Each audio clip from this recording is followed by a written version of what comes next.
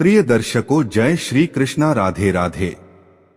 सभी साथियों का हमारे YouTube चैनल प्राचीन ज्ञान सागर में आपका बहुत बहुत स्वागत है।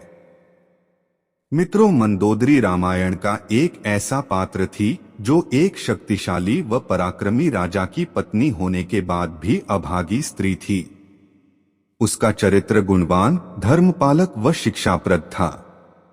तभी उसे हिंदू धर्म की सर्वोच्च सम्मान प्राप्त 5 नारियों में स्थान दिया गया, जिन्हें हम पंचकन्या के नाम से जानते हैं।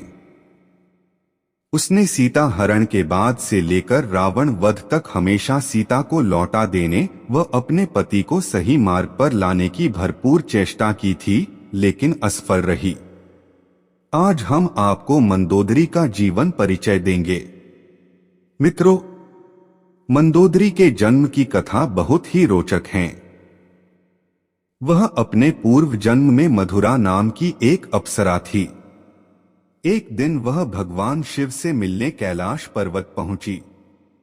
वहां जाकर उसने भगवान शिव को ध्यान मुद्रा में देखा व उन पर सम्मोहित हो गई। उनको अकेला पाकर उसने महादेव को रिझाने का प्रयास किया। मित्रों, इतने में माता पार्वती वहां आ गई व उन्होंने भगवान शिव की राख को मधुरा के शरीर पर लगे देखा। यह देखकर माता पार्वती अत्यंत क्रोधित हो गई व उन्होंने उसे जीवन भर धरती पर एक कुएं में मेंढक के रूप में रहने का श्राप दिया। यह सुनकर मधुरा विलाप करने लगी व भगवान शिव और माता पार्वती से क्षमा याचना करने लगी। मित्रों, शोर सुनकर महादेव का ध्यान टूट गया व उन्हें सब घटना का ज्ञान हुआ। महादेव को मधुरा पर दया आ गई व उन्होंने उसके श्राप की सीमा 12 वर्ष तक कर दी। उसके बाद उन्होंने उसे एक सुंदर कन्या के रूप में जन्म लेकर हमेशा कुंवारी रहने का वरदान दिया। इस प्रकार वह एक पंचकन्या बन गई। मित्रों, मंदोदरी के माता पिता एक राक्षस व अप्सरा थे, जिन्होंने उसे गोद ले लिया था। एक समय में मायासुर नाम का एक राक्षस था जिसका हेमा नाम की अप्सरा पर दिल आ गया था।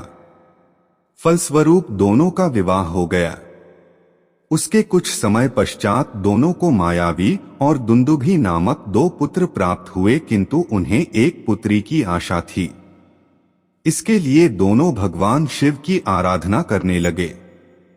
उसी समय मधुरा को मिले श्राप की अवधि समाप्त होने वाली थी, जिस कारण वह मेंढक से एक सुंदर कन्या में परिवर्तित हो गई।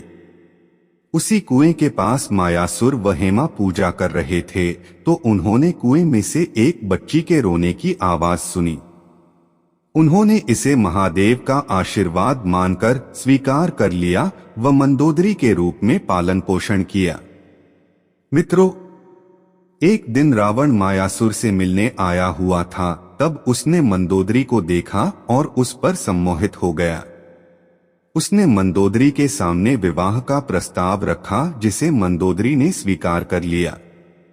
इसके बाद दोनों का विवाह संपन्न हुआ तथा मंदोदरी ने रावण के 2 पुत्रों को जन्म दिया, जिनका नाम मेघनाद, इंद्रजीत व अक्षय कुमार था। इसमें अक्षय कुमार की मृत्यु हनुमान व मेघनाद की मृत्यु लक्ष्मण के हाथों हुई थी। मित्रों, मंदोदरी के अलावा रावण ने 2 और शादियां की, जिसमें उसकी दूसरी पत्नी का नाम धन्यमालिनी व तीसरी पत्नी का नाम अज्ञात है। मित्रों, विवाह के पश्चात मंदोदरी रावण के साथ लंका आ गई व वहां की प्रमुख महारानी बन गई। राक्षसों के बीच में रहने के पश्चात भी मंदोदरी एक अच्छे हृदय की नारी थी व साथ में पतिव्रता भी। उसने अपने पति के द्वारा किए गए हर अनुचित कार्य में उन्हें समझाने का प्रयास किया, लेकिन रावण उसकी एक नहीं सुनता था। अपने पति के द्वारा ना सुनने पर वह अंत में उसके साथ ही खड़ी रहती थी। यह भी बताया गया है कि एक दिन रावण के अनुचित कार्यों से परेशान होकर मंदोदरी ने आत्महत्या का भी प्रयास किया था। वह रावण की स्त्री लोलुपता के बारे में भी जानती थी, लेकिन उसने कभी रावण का साथ नहीं छोड़ा। मंदोदरी का सीता की मां होने की मान्यता। अद्भुत रामायण में माता सीता की माता का नाम मंदोदरी बताया गया है, हालांकि इसका मूल वाल्मीकि रामायण में कोई उल्लेख नहीं मिलता है। इस मान्यता के अनुसार रावण व मंदोदरी की प्रथम संतान एक पुत्री थी। सीता को पूर्व जन्म में वेदवती बताया गया है, जिसने रावण के अत्याचार से तंग आकर आत्महत्या कर ली थी व उसे श्राप दिया था कि अपने अगले जन्म में वह उसकी मृत्यु का कारण बनेगी। इससे डरकर रावण ने सीता के जन्म होने पर उसे समुद्र में बहा दिया था। तत्पश्चात सीता समुद्र में बहती हुई जनक की नगरी तक पहुंच गई व उन्हें मिल गई। जनक की नगरी में ही उसका पालन पोषण हुआ व बाद में जाकर वही रावण की मृत्यु का कारण बनी।